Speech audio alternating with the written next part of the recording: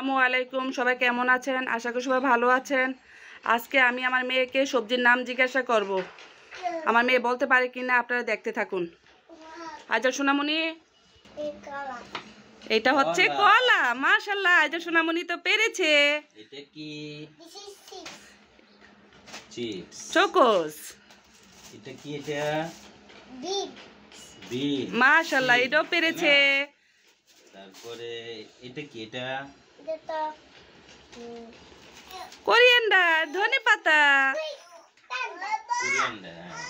আচ্ছা, এটা এটার নাম কি আবার বলো তো দেখি। ধরো ধরো তুমি। ও, আরিশা তো বলতেছি এটা রস।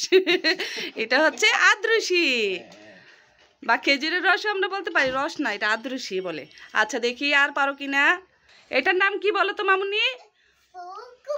মাশাআল্লাহ, আজল সোনামণি তো এইটাও পেরেছে। আচ্ছা, দেখি এটা কি? এটা মামুনি দেখো তো এটা পারো কিনা। ওয়াও, আচ্ছা। তারপরে এটা এটা কি? ওয়াও, আজাল তো এটা অনেক পছন্দ করে। শীত আসলে আজালকে ক্যাবেজ। এটা কি? টমেটো। আচ্ছা, আজাল সোনামণি এটা কি? মূলা। মূলা শাক। মূলা শাক। আচ্ছা, এটা পামকিন। পামকিন। পামকিনকে বাংলাতে কি বলে? মিষ্টি মিষ্টি কুমড়া। আচ্ছা, আজাল সোনামণি এটাও পেরেছে। দেখি এটা কি?